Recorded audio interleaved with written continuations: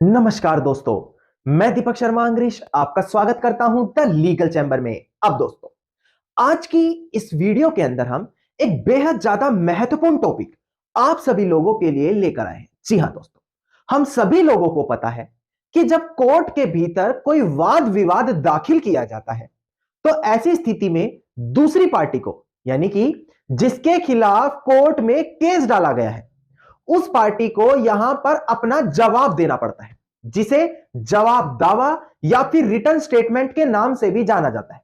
अब कई बार देखा जाता है कि जब पार्टी रिटर्न स्टेटमेंट, रेप्लिकेशन या इस प्रकार से अपने जवाब को कोर्ट में देने में देरी कर देती है, मतलब जो समय सीमा निर्धारित है उस समय सीमा के बाहर चली जाती है, तो मैं आपको बता दूं, साल 2024 में एक बेहद बड़ी जजमेंट आई है जिसके तहत अगर यहां पर अब समय सीमा के भीतर जवाब नहीं दिया जाएगा तो प्रोविजंस के मुताबिक, मैं बात कर रहा हूं ऑर्डर 8 रूल 9 की, जिसके तहत अब सीधा यहां पर केस का फैसला दे दिया जाएगा। जी हां दोस्तों, और यह चीज मैं रेलिवेंट प्रोविजंस के साथ, रेलिवेंट जजमेंट के साथ यहां पर आप लोगों को क्लियर करके देने वाला हूं। अब मान लेते हैं 1% आप भी किसी ऐसी सिचुएशन में आकर फंस गए जहां पर हो सकता है किसी कारणवश आप समय सीमा के भीतर अपना जवाब नहीं दे पाए, तो वहां पर आपके पास क्या समाधान मौजूद होंगे, यह भी मैं आज की वीडियो में आप लोगों को क्लियर करके देने वाला हूं।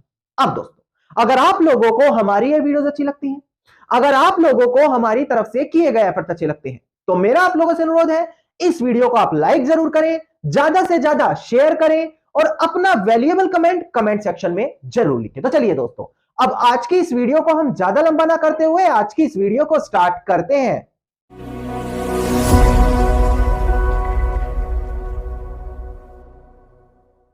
अब दोस्तों, हम बढ़ते हैं अपनी आज की इस वीडियो की ओर। अब यहां से बड़ी ध्यान से वीडियो समझिएगा, देखिएगा दोस्तों।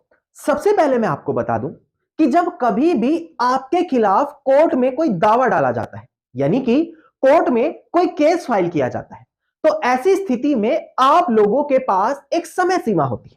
अब बहुत से लोगों को यह समय सीमा ही नहीं पता कितना होती है। देखिए, जिस दिन आपको कोर्ट से समन रिसीव होंगे, यानी कि जिस दिन आपको यह पता लग गया समन के माध्यम से, जो कोर्ट से नोटिस आया उसके माध्यम से, कि आपके खिलाफ कोर्ट में दावा डाला जा चुका है, तो उस दिन से लेकर 30 दिनों का आपके पास समय होगा।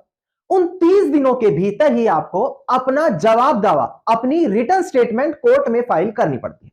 अब कई लोग ये समझते हैं कि जिस दिन हमारे ऊपर केस डाला है उस दिन से 30 दिन होंगे। जी नहीं, जिस दिन आपको समन मिले हैं कोर्ट के, उस दिन से वो 30 दिन गिने जाते हैं। अब जब आपको ये 30 दिन दिए गए हैं, तो इन 30 दिनों के भीतर ही आपको कोर्ट के भीतर अपनी रिटर्न स्टेटमेंट के माध्यम से जवाब देना होता है कि प्रेजेंट केस में जो आपके खिलाफ कोर्ट में दावा डाला गया है उसकी क्या क्या चीजें आपको स्वीकार है और क्या क्या चीजें आपको स्वीकार नहीं है। यह चीज आप रिटर्न स्टेटमेंट में लिखते हैं और आखिर में प्रेयर वहां पर कोर्ट से करते हैं। नाउ, बहुत सी कंडीशन में देखा जाता है जब जो अपोनेंट पार्टी, यानी कि जो डिफेंडेंट होते हैं, वो समय सीमा के भीतर यहां पर अपना दावा कोर्ट में नहीं डालते, वो रिटर्न स्टेटमेंट डालने में देरी कर देते हैं। चाहे उसके पीछे कारण कुछ भी रहा हो, वो हमारा आज का टॉपिक नहीं है। पर अगर कोई ऐसे में देरी करता है तो उसको क्या उसका खामियाजा भुगतना पड़ेगा। अब सबसे पहले मैं डिस्प्ले पर दिखाकर आपको समझा दूं कि हमारा जो ऑर्डर 8 है और उसका रूल 10 है, वो इसी बारे में बात करता है। डिस्प्ले पर एक बार आप देखकर समझ जाएंगे कि आखिरकार इसमें मेंशन क्या है। फिर इसके अंदर मैं थोड़ी सी डीपली आपको जानकारी दूंगा, उसके बाद सुप्रीम कोर्ट की जजमेंट आपको क्लियर करके दी जाएगी। एक बार आप डिस्प्ले पर ध्यान दीजिएगा दोस्तों, देखिएगा डिस्प्ले पर यह कहता है उस कंडीशन में क्या होगा जब जो पार्टी फेल हो जाती है, किस चीज के लिए, कोर्ट में रिटर्न स्टेटमेंट प्रेजेंट करने के लिए। अब यह कहता है अगर एक पार्टी जिसको कोर्ट में रिटर्न स्टेटमेंट देनी है, चाहे रूल 1 या रूल 9 के तहत, और अगर वो उसको कोर्ट के सामने प्रेजेंट नहीं कर पाती समय सीमा के भीतर, समय सीमा कितनी थी मैंने आपको बताई थी 30 दिनों की, तो कोर्ट यहां पर क्या कर सकता है, यहां पर साफ निर्धारित है इस प्रोविजन में भी कि कोर्ट वहीं पर अपनी जजमेंट साफ सुना सकता है कि उसको क्या लगता है इस कंडीशन में। और ऐसी कंडीशन में या फिर make such order in relation, इससे जुड़ा कोई दूसरा ऑर्डर भी कोर्ट दे सकता है, यानी कि कोर्ट जजमेंट भी सुना सकता है और कोई दूसरा ऑर्डर भी दे सकता है। कब? जब वहां पर डिफेंडेंट, दूसरी पार्टी, समय सीमा के भीतर कोर्ट में अपना जवाब नहीं दे रही। अब दूसरा ऑर्डर क्या हो सकता है, क्योंकि एक तो मैंने आपको बता दिया कि जजमेंट सुना सकते हैं, दूसरा ऑर्डर क्या होगा, दूसरा ऑर्डर हो सकता है कि कोर्ट एडजॉर्नमेंट दे दे। एडजॉर्नमेंट का मतलब कि अगली डेट दे दे कि भाई चलो अगली डेट पर आप दे दो। या फिर कोर्ट यहां पर यह भी कर सकता है कि उनका जो वहां पर रिटर्न स्टेटमेंट देने का अधिकार था उसको क्लोज कर दे। या फिर अगर रिटर्न स्टेटमेंट के आगे का प्रोसीजर है जैसे कि रेप्लिकेशन, उसको क्लोज कर दे, उसके बिना ही केस आगे बढ़ा दिया जाए। ये कोई अदर ऑर्डर्स में काउंट होंगे। या फिर जो मैंने आपको बताया था कि कोर्ट सीधा वहां पर अपनी जजमेंट भी सुना सकता है। और ये दोनों कंडीशन कब बताई है मैंने? जब समय सीमा के भीतर कोर्ट में अपना जवाब नहीं डाला जाएगा। अब दोस्तों डिस्प्ले पर आपको देखो दिखाई दे रहा होगा कि अगर रिटर्न स्टेटमेंट नहीं दी जा रही तो कोर्ट दो चीजें करता है जो मैंने अभी आपको बताया कि या तो एडजॉर्नमेंट दे दे कि चलो भाई अगली डेट दे देते हैं आपको, आप जब जवाब दे देना, जब रिटर्न स्टेटमेंट दे देना। या फिर एक्स पार्टी ऑर्डर दे देगा। एक्स पार्टी ऑर्डर का मतलब जब दूसरी पार्टी के बिना सुने ही आपके पक्ष में कोर्ट फैसला दे देता है।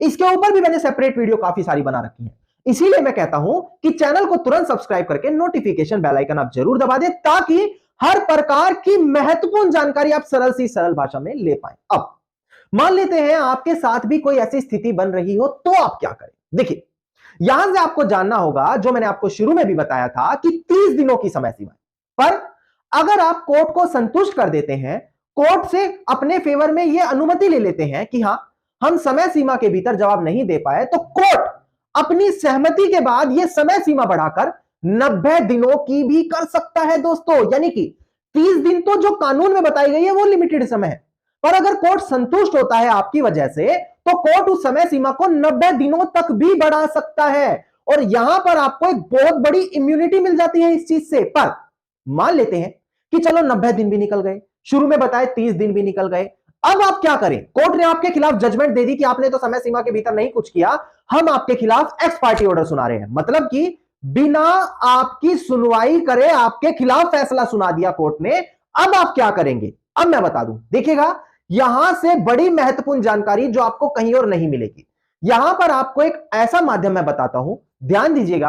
मान लेते हैं सेम सिचुएशन आपको फेस करनी पड़ गई, तो आप यहां पर सेक्शन 96, सेक्शन 115 या section 151 of code of civil procedure का सहारा ले सकते हैं। अब ये क्या होता है? ये तो सेक्शन आपने बता दिए। देखिएगा एक चीज बात करती है अपील डालने की, यानी कि जो आपके खिलाफ फैसला हुआ है तो आप उसके खिलाफ अपील में जा सकते हैं, जहां पर जो उससे अपर डिवीजन का कोर्ट होगा, चाहे वो अपीलियंट आपका डिस्ट्रिक्ट कोर्ट हुआ, चाहे वो आपका हाई कोर्ट हुआ, चाहे आपका सुप्रीम कोर्ट हुआ, वहां पर जाकर अपील करके आप वहां पर उस कोर्ट के ऑर्डर को सेट असाइड कर सकते हैं, मतलब कि उसको खत्म करवा सकते हैं। या फिर आप रिवीजन भी फाइल कर सकते हैं दोस्तों। रिवीजन में क्या होगा, जो आपका वहां ऑर्डर दिया गया है आपके खिलाफ उसको रिवीजन किया जाएगा, जहां पर अगर कोर्ट संतुष्ट होती है जो आपने ग्राउंड्स दिए हैं उनके ऊपर, तो वो जो ऑर्डर है उसको सेट असाइड करके आपकी जो जवाब दावा है, रिटर्न स्टेटमेंट है, उसको एक्सेप्ट कर लिया जाएगा। और इसके बाद सेक्शन 151 जो मैंने बताया था वो बात करता है inherent power of high court, यानी कि कोर्ट के पास कुछ स्पेशल पावर होती है जिसके तहत वो आपकी किसी भी सुनवाई को वहां पर अपने अंडर लेकर आपके उस ऑर्डर को एक्सेप्ट करके आपका जवाब दावा एक्सेप्ट कर सकता है। मतलब कि दोस्तों ये तीन provision section 96, section 115 and section 151 आप लोगों के लिए बेहद ज्यादा कारगर ऐसी सिचुएशन में साबित होंगे जब आप समय सीमा के भीतर जवाब नहीं दे पाए और आपके खिलाफ कोर्ट ने वहां पर आदेश सुना दिया। नाउ ये मैंने एक बेसिक जानकारी आपको दी कि कितने समय में आपको जवाब देना है, जवाब नहीं दे पाए तो क्या क्या होगा, कब एडजॉर्नमेंट मिल जाती है, मैक्सिमम 3 एडजॉर्नमेंट, मतलब कि मैक्सिमम 3 डेट आप कोर्ट से ले सकते हैं कि अगली डेट दे दीजिए जनाब, अगली डेट दे दीजिए, उसके बाद तो आपके खिलाफ आदेश होना ही होता है। नाउ अब हम बात करते हैं जो साल 2023 की बड़ी जजमेंट आई है ऑनरेबल सुप्रीम कोर्ट की। वहां पर इसी चीज से संबंधित आपको रिलैक्सेशन दिया गया है। मतलब कि 3 प्रोविजन तो मैंने आपको बताया, सेक्शन 96, सेक्शन 115, सेक्शन 151। अब एक ऑनरेबल सुप्रीम कोर्ट की भी बिल्कुल लेटेस्ट जजमेंट मैं आप लोगों के लिए लेकर आया हूं जो यहां पर आप लोगों के लिए बेहद ज्यादा लाभदायक साबित होगी। एक बार आप डिस्प्ले पर ध्यान दीजिएगा दोस्तों, आपको डिस्प्ले पर केस टाइटल अब दिखाई देगा। देखिएगा दोस्तों डिस्प्ले पर आपको केस टाइटल अब दिखाई दे रहा होगा। हमारा केस टाइटल है अस्मा लतीफ एंड अनदर, जो प्रेजेंट केस में अपीलियंट है, versus Shabbir Ahmed and another, जो प्रेजेंट केस में रिस्पोंडेंट है। इसका सिविल अपील नंबर देखिएगा 9695 ऑफ 2013। और सबसे बड़ी बात, डेट ऑफ जजमेंट है 12 जनवरी साल 2024, यानी कि मात्र 3 दिन पुरानी लेटेस्ट जजमेंट लाया हूं। इसीलिए मैं कहता हूं कि जो लोग लेटेस्ट जजमेंट पाना चाहते हैं, जो लोग सभी लॉ से अपडेटेड रहना चाहते हैं, चैनल को तुरंत सब्सक्राइब करके नोटिफिकेशन बेल आइकन जरूर दबा दें। नाउ मैं आपको क्लियर कर दूं कि प्रेजेंट केस के अंदर आखिरकार हुआ क्या। अब देखिए दोस्तों, प्रेजेंट केस के अंदर ऑनरेबल सुप्रीम कोर्ट के सामने यही क्वेश्चन आया कि देखिए, अगर आप ऑर्डर 8 रूल 10 पढ़ें तो वहां पर बताया है कि अगर समय सीमा के भीतर कोई जवाब दावा नहीं देता, कोर्ट के पास दो ऑप्शन है, या तो सीधा जजमेंट दे दे या फिर कोई दूसरा ऑर्डर दे दे जो उसको सही लगता है। मैंने वीडियो की स्टार्टिंग में भी आपको क्लियर किया था कि डेट दे जा सकती है आगे की, या उसको क्लोजर के लिए डाल सकते हैं। पर क्या यहां पर हमेशा यह जरूरी होगा, मैंडेटरी होगा पहला ऑप्शन बनाना? पहला ऑप्शन मतलब कि जजमेंट ही दे दे कोर्ट कि भाई अगर कोई समय सीमा के भीतर जवाब नहीं दे रहा, सीधा जजमेंट दो। क्या यह चीज मैंडेटरी है? अब यह चीज ऑनरेबल सुप्रीम कोर्ट के यहां पर सामने गई। अब ऑनरेबल सुप्रीम कोर्ट ने यहां पर सबसे पहले एक बेहद बड़ी जजमेंट का रेफरेंस दिया। यह जजमेंट आप लोगों के लिए समझनी बहुत ज्यादा अनिवार्य है अगर आपने यह टॉपिक यहां तक देख लिया है। एक बार आप डिस्प्ले पर ध्यान दीजिएगा, जजमेंट का नाम था दोस्तों बलराज तनेजा वर्सेस सुनील मंडल। यहां पर कहा गया कि देखिए, जो भी यहां पर कोर्ट के सामने एडमिशन रखे गए, मतलब जो भी कोर्ट के सामने केस डाला गया है, अगर कोर्ट वहां पर सेटिस्फाई है कि हां भाई ये सारे पॉइंट बिल्कुल क्लियर है, केस से पता लग रहा है बिल्कुल साफ केस है, तो यहां पर अगर इसके बावजूद कोर्ट वहां पर जजमेंट दे पाएगा अगर डिफेंडेंट समय सीमा के भीतर जवाब नहीं देता। पर यहां से देखिएगा, but if the plaintiff it's a सजेल involvement of disputed question of fact, अगर जो केस डाला गया है उसमें यह देखकर साफ पता लग रहा है कि केस के अंदर तो कुछ ऐसे बड़े क्वेश्चन है जो डिस्प्यूटेड है, जो ट्रायल में जाने के बाद ही पता लग सकता है कि कौन सच्चा है तो कौन झूठा है। तो ऐसी कंडीशन में कोर्ट को यह हमेशा नहीं अपनाना कि वो जजमेंट ही सुना दे सीधा। कब तक? जब तक प्लेंटिफ फैक्ट्स को जो केस में डाले गए हैं कोर्ट के सामने नहीं साबित कर देता। देखिएगा कितनी बड़ी बात की गई। यहां पर कहा गया कि देखिए, अगर आप ऑर्डर 8 रूल 10 देखें तो वहां पर दो बात बताइए, मैंने स्टार्टिंग में भी बताया था कि या तो कोई कोर्ट दूसरा ऑर्डर दे देगा या जजमेंट सुना देगा। अगर कोर्ट कोई दूसरा ऑर्डर दे रहा है तो ठीक है, वो चीज अलग है। पर अगर कोर्ट सीधा जजमेंट सुना देता है, अगर कोई जवाब देने में लेट होता है, तो यहां पर कोर्ट को यह देखना है कि जो केस डाला गया है, जो प्लेंट फाइल की गई है, उसमें क्वेश्चंस किस तरीके के हैं, उसमें क्या रिलीफ मांगा गया है। अगर वो सिंपल सीधा सीधा है जहां पर कोर्ट को लग रहा है कि नहीं भाई प्लेंट बिल्कुल सही है, तो कोर्ट सीधा जजमेंट पास कर सकता है कि भाई दूसरी पार्टी ने समय सीमा के भीतर जवाब नहीं दिया तो हम यहां पर उसके अगेंस्ट में जजमेंट दे रहे हैं, एक्स पार्टी ऑर्डर दे रहे हैं ना। मान लेते हैं अगर प्लेंट में केस में ऐसे क्वेश्चन रेज किए गए जो ट्रायल से ही पता लगाए जा सकते हैं, तो ऐसी कंडीशन में कोर्ट को जजमेंट देने से बचना चाहिए। यह चीज यहां पर इस जजमेंट में साफ निर्धारित की गई।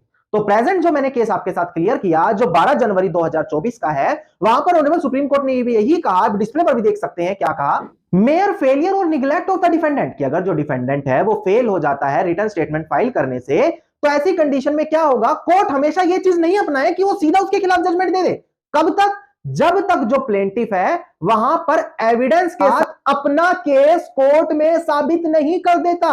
यानी कि दोस्तों, ऑर्डर 8 रूल 10 अगर कोई सहारा अपनाना चाहता है जहां पर कोर्ट में यह कह रहा है कि देखिएगा, अपोजिट पार्टी ने तो समय सीमा के भीतर जवाब दिया ही नहीं, आप मेरे फेवर में जजमेंट सुना दो अब, तो ऐसी कंडीशन में प्लेंटिफ को क्या करना पड़ेगा, जिसने केस डाला है उसको क्या करना पड़ेगा, जो उसने केस में बातें लिखी हैं उससे जुड़े हुए एविडेंस भी शुरू में ही दिखाने पड़ेंगे।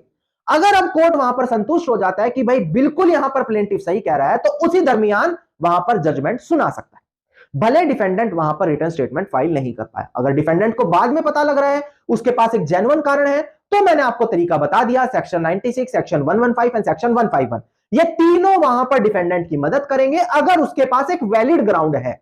अगर वैलिड ग्राउंड नहीं है, उसने लापरवाही बरती, तो कोई उसकी मदद वहां पर नहीं करेगा। दोस्तों धन्यवाद। दोस्तों उम्मीद करता हूं वीडियो के अंदर मिली महत्वपूर्ण जानकारी आप सभी लोगों के लिए बेहद ज्यादा लाभदायक साबित होगी। वीडियो के अंदर अगर मिली जानकारी आप सभी लोगों को अच्छी लगी तो वीडियो को आप लाइक, शेयर और कमेंट जरूर कीजिएगा। वीडियो से जुड़ा अगर आप लोगों का कोई भी क्वेश्चन है तो आप कमेंट सेक्शन में मुझे लिख सकते हैं। इसी प्रकार की इंफॉर्मेटिव वीडियोस आप रोजाना पाना चाहते हैं तो चैनल को तुरंत सब्सक्राइब करके नोटिफिकेशन बेल आइकन आप जरूर दबा दें।